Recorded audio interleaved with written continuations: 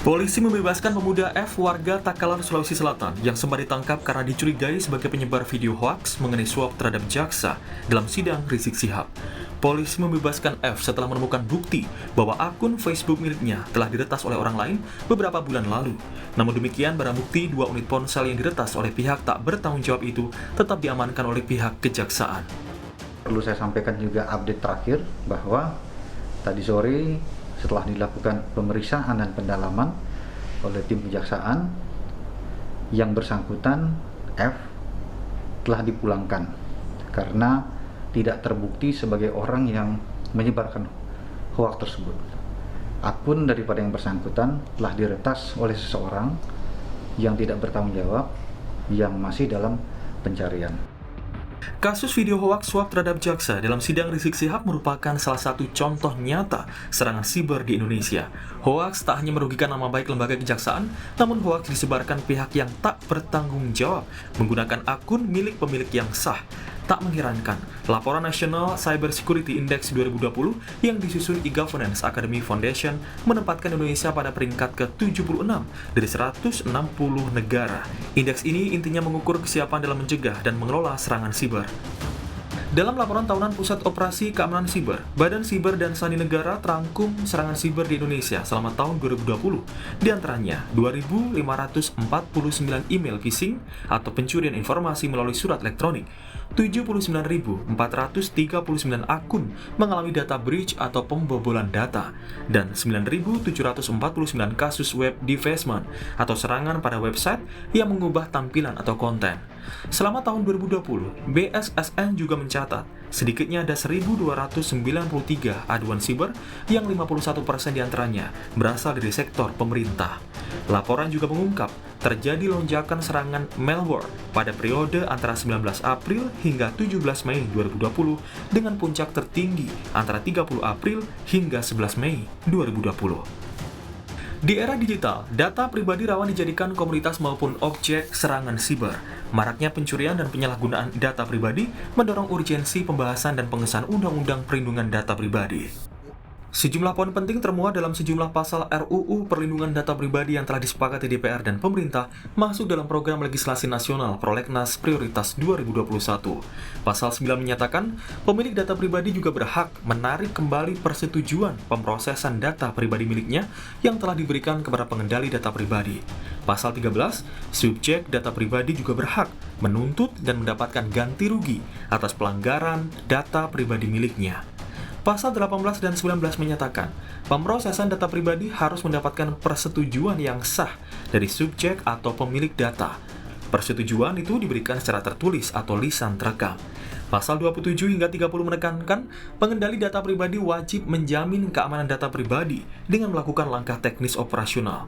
Pasal 58, pemerintah berperan dalam mewujudkan penyelenggaraan perlindungan data pribadi.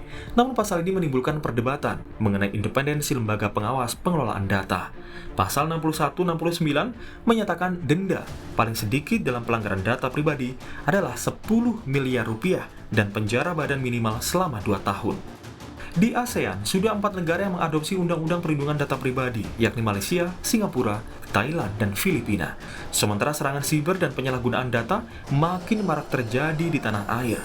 Pembahasan dan pengesahan RUU ini perlu dikebut karena konstitusi sudah mengamanatkan perlindungan diri pribadi, termasuk data pribadi. Tim Liputan, Kompas TV. Ya, seperti kita dengar tadi, Indonesia menempati peringkat ke-76 dari 160 negara dalam Indeks Keamanan Siber Nasional 2020 yang disusun e-Governance Academy Foundation. Masifnya serangan siber, pencurian maupun penyalahgunaan data ini menunjukkan serangan siber merupakan ancaman yang nyata sekaligus membuat data pribadi kita rentan menjadi objek kejahatan. Untuk membahas urgensi payung hukum perlindungan data pribadi sudah bergabung secara daring. Ada Dirjen Aplikasi Informatika Kementerian Komunikasi dan Informatika, Pak Semi atau Pak Samuel Pangerapan. Ada anggota Komisi 1 DPR, Pak Bobi Adityo Rizaldi, dan juga Wakil Direktur dari Imparsial, Mas Ardi Manto Adiputra. Selamat pagi, Mas Ardi, Pak Bobi, dan juga Pak Semi. Mas Timoti, Mas Semi, Mas Ardi. Ya, terima kasih sudah bergabung bersama kami. Ini kalau kita lihat, ini juga yang menjadi tulisan opini di Kompas kemarin sebenarnya, bahwa tampaknya kita sendiri sebagai pemilik data pribadi ini belum seperti mendorong adanya urgensi, ada undang-undang yang lebih kuat untuk mengatur bagaimana perlindungan terhadap data pribadi kita. Mungkin untuk membantu kita menyadari betapa pentingnya dan betapa kita harus mendorong rancangan undang-undang perlindungan data pribadi ini agar segera bisa diselesaikan. Saya ke Mas Ardi dulu. Sekali lagi, tampaknya belum terlalu terlihat urgensi dalam arti secara umum kita masih dengan mudah begitu memberikan data pribadi, walaupun di satu sisi kita juga suka heran, kok orang ini atau pihak ini atau lembaga ini punya data saya, punya nomor saya, dan lain-lain. Tahu dari mana? Sementara kita juga terkadang memberikan informasinya. Atau lebih buruk lagi, termasuk yang diperjualbelikan yang sempat ramai tahun lalu. Tapi di sisi lain belum ada perlindungan atas hal tersebut. Nah, Mas Ardi, bisa Anda gambarkan seberapa urgenkah sebenarnya, apalagi melangkah masuk ke tahun 2021, banyak transaksi lainnya dan lain-lain informasi yang kita sebarkan di media sosial maupun di internet, Mas Ardi. Ya, pertama bahwa memang kesadaran dari seluruh pihak hari ini, baik itu pemerintah untuk mengatur tentang pengelolaan data pribadi masyarakatnya maupun masyarakat sendiri ya sebagai pemilik data pribadi terhadap hak privasi ya. Terhadap data pribadi mereka itu masih lemah, sehingga dalam prakteknya kita lihat itu sehari-hari banyak terjadi penyimpangan-penyimpangan dan juga kebocoran data yang kemudian dimanfaatkan secara tidak bertanggung jawab oleh berbagai pihak begitu. Kasus-kasus mungkin kita bisa mereview beberapa kasus, misalnya data pengguna aplikasi jual beli online yang bocor, hampir semua saya kira itu diperjualbelikan di situs gelap gitu ya di internet, dan kemudian bahkan data pemilih kita yang juga sempat diperjualbelikan ya itu diakui bahwa itu data diperoleh dari situs KPU, dan kemudian terakhir data tentang tenaga kesehatan kita yang sudah divaksin misalnya itu juga bocor.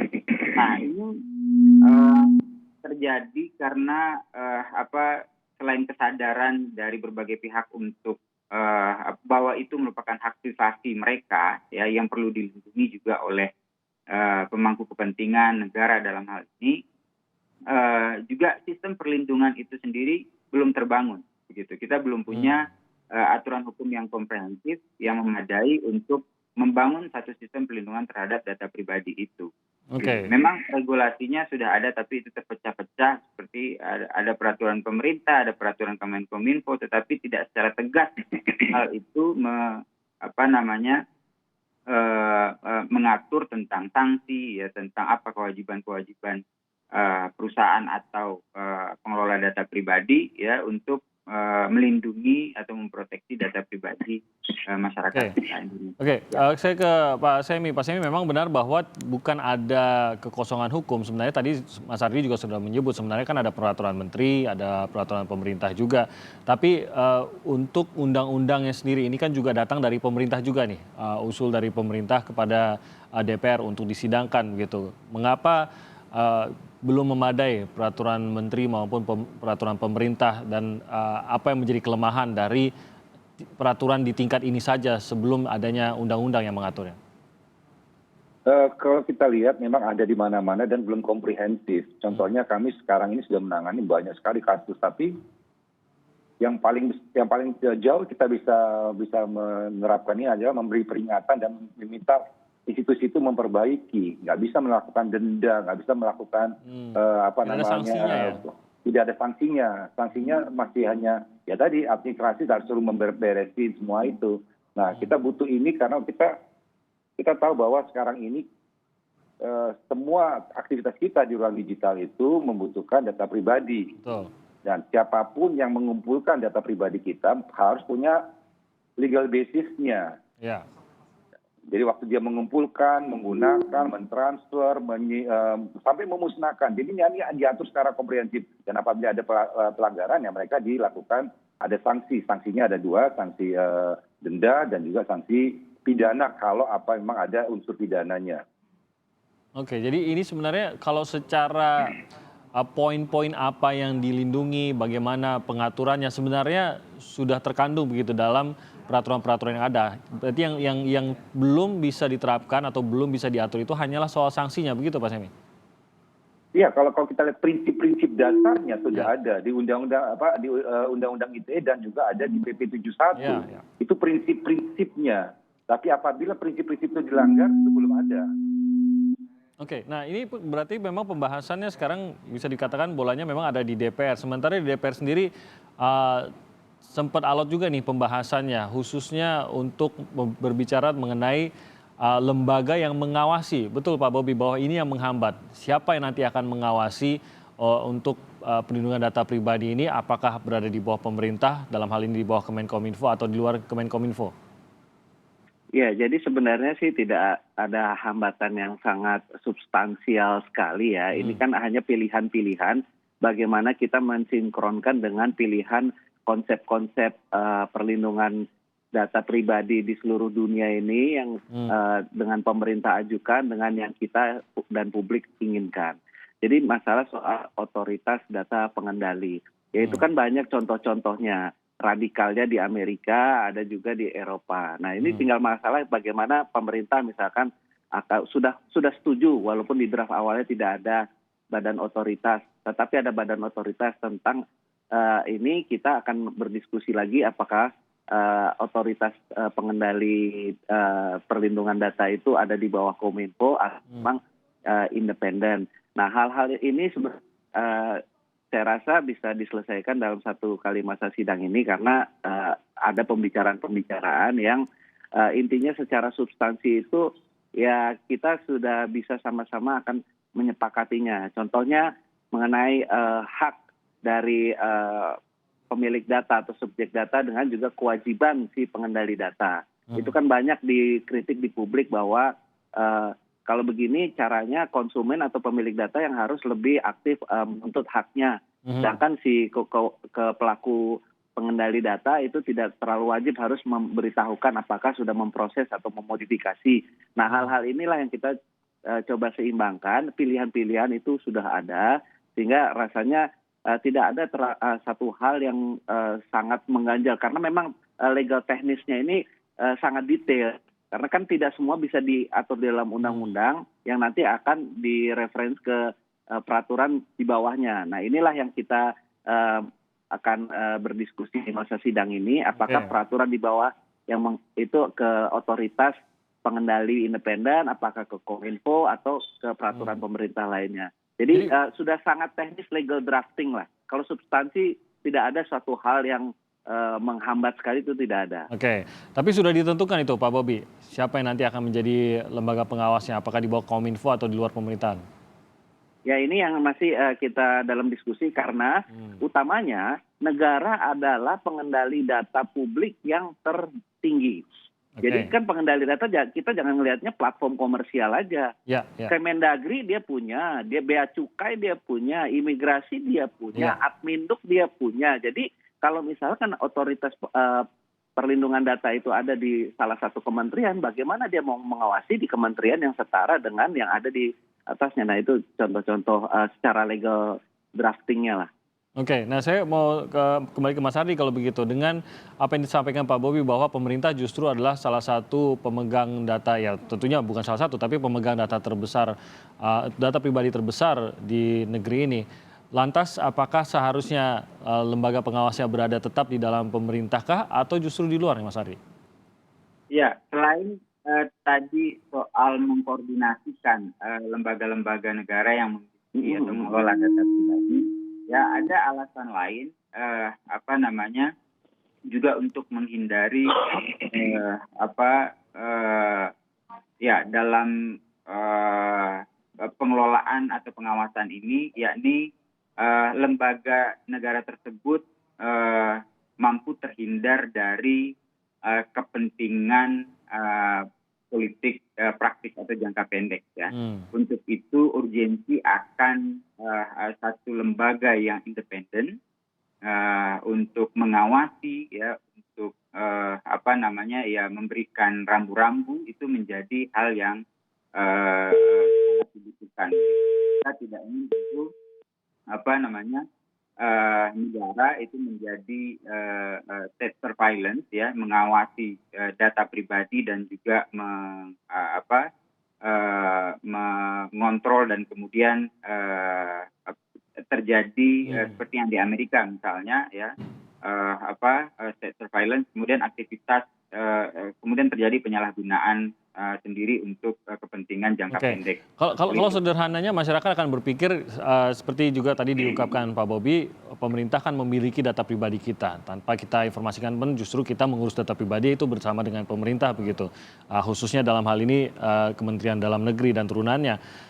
Jadi mungkin masyarakat akan merasa wajar saja kalau pemerintah yang mengelola data pribadi saya dan mengawasinya begitu. Tapi mungkin ada hal yang tidak disadari oleh masyarakat di sini bahwa data pribadi itu memang adalah milik pribadi itu juga. Bahkan pemerintah pun tidak boleh menyalahgunakan data pribadi itu. Dan data pribadi adalah bagian dari hak asasi. Mas Hardi, mungkin Anda bisa menjelaskan mengapa sampai dirasa butuh badan independen. Ya, data pribadi itu diibaratkan seperti hak properti atau benda milik pribadi seseorang, sehingga apapun tindakan yang dilakukan terhadapnya itu harus melalui pengetahuan atau izin daripada pemilik data tersebut, gitu. Jadi misalnya data tentang identitas, tentang ada dua jenis data yang sifatnya statis, misalnya tentang tanggal lahir, kemudian keluarga, tempat tinggal dan lain sebagainya, atau data yang sifatnya bergerak misalnya. Dan ini juga yang hari ini menjadi buruan dari pihak-pihak yang mencari keuntungan tentang membaca perilaku pribadi kita, gitu ya, pribadi masyarakat Indonesia atau individu gitu. Itu yang cukup serius, bahwa data yang bergerak ataupun data statis itu tadi itu sangat potensial untuk disalahgunakan, gitu. Sangat potensial untuk terjadi penyimpangan dan juga bagi pihak-pihak tertentu untuk bersaing tidak secara fair ya, tidak secara adil gitu. Jadi lembaga independen ini dibutuhkan dalam politik ya. Kita tahu pemanfaatan data itu siapa yang bisa masuk data, dialah yang tentu akan lebih unggul gitu ya. Dan untuk kompetisi yang fair baik itu dalam politik maupun ekonomi, maka dibutuhkan satu lembaga independen untuk mengawasi hal ini semua. Saya ke Pak Semi, karena Pak Semi dan kementeriannya yang paling memahami sebenarnya permasalahan data pribadi ini sudah menjadi seperti apa dan sudah berapa banyak. Sejauh ini dari permasalahan yang ditangani oleh Kementerian Kominfo yang dilaporkan juga kepada kementerian, itu apakah lebih banyak memang pelanggaran dilakukan oleh pribadi-pribadi yang mungkin ya katakanlah yang kita kenal sebagai penipu lah, penyebar hoax dan lain-lain, atau justru sudah ada badan-badan hukum juga yang terlibat di sini, baik itu swasta maupun pihak manapun, tapi berupa entah itu badan hukum, usaha dan lain-lain, Pak Semi? Kalau terkait kejahatannya ada individu, tapi kalau kebocoran itu memang ada kelemahan dalam suatu sistem, suatu perusahaan waktu dia mengelola data pribadi yang ada di dalamnya. Nah itu kira-kira. Jadi kalau kita lihat, dan ada juga kita ada laporan, ada kebocoran, umpamanya kebanyakan tuh data-data pemilu, umpamanya itu ada. Itu bagaimana? Nah, saya kembali lagi kepada independensi. Independensi itu apa sebenarnya? Independensi data bagaimana sebuah badan atau lembaga itu menjalankan fungsinya. Nah untuk itu fungsi-fungsi ini harus bagaimana menjalankannya harus ada dalam undang-undang. Kalau kita mendikonomikan bahwa yang di pemerintah itu nggak independen, ini pemerintah juga diawasi oleh DPR juga wakil rakyat umpamanya. Menurut saya badan ini mau dibawa siapa? Apakah kita mengenal tiga tes politika, ada lembaga legislatif, yudikatif, sama eksekutif. Ini mau dibawa siapa? Kalau kita lihat di negara-negara lain, itu langsung independen, itu dia bertanggung jawab langsung pada Kongres. Nah ini kita kan belum ada sistem itu. Kan kita adanya kuasi pemerintah. Kuasi pemerintah itu apa? Tapi kalau ada apa-apa jangan nyalain pemerintah ya, kayak gitu. Jadi makanya ini harus ketegasan itu. Tapi terkait independensi, kami juga setuju harus independen. Makanya diaturlah bagaimana lembaga ini menjalankan fungsinya. Do don't-nya di situ. Oke. Dan kita kan lagi menyusun undang-undangnya. Jadi itulah independensi. Dan toh juga kalau kita lihat tadi kan negara-negara di ASEAN ada 4. Ya. 3 diantaranya di bawah pemerintahan, di bawahnya Kementerian Kominfo-nya mereka, Singapura, Malaysia, dan malahan di Malaysia dan Singapura itu langsung dipimpin oleh dirjen. Nah ini makanya jadi saya rasa jangan kita ini karena kita butuh undang-undang ini. Bagaimana pengendaliannya atau bagaimana otoritas ini mau diatur juga menurut saya di mana namanya di undang-undang. Mau itu nanti mau apapun bentuknya itulah yang menggovern lembaga ini. Oke. Jadi jangan soalnya didikotomikan kalau di pemerintah tidak independen. Independen dalam fungsinya begitu ya dijalankannya walaupun Benar. berada di bawah pemerintahan. Nah Pak Bobi, kalau begitu memang kembali lagi kita berharap pada DPR dalam pengawasannya juga bisa bergerak cepat kalau memang ada kalau tadi Mas Ardi bilang bahwa kita butuh independensi, Pak Semi bilang bahwa independensi itu juga bisa datang dari dalam pemerintahan sendiri, tapi di sisi lain kan pengawas itu tetap harus ada. Nah kesiapan DPR sendiri apakah ini yang salah satu bagian yang menjadi pembahasan alot juga? Pengawasan apakah harus dari DPR atau bagaimana? Tidak ada yang alot karena kan kita melihat beberapa undang-undang ini kan juga merefer ke beberapa peraturan atau undang-undang lain yang sudah ada di dunia. Jadi ini masalah pilihan politik. Mungkin kita ini kan ada 9 fraksi, 9 voksi. Mungkin ada yang berpendapat sama dengan yang dikatakan oleh Pak Semi sebagai perwakilan pemerintah. Tetapi mungkin ada yang berpendapat beda. Itu yang perlu kita samakan semuanya. Tapi utamanya kan drafting mengenai otoritas pengendali data ini kan belum disampaikan juga kepada kita.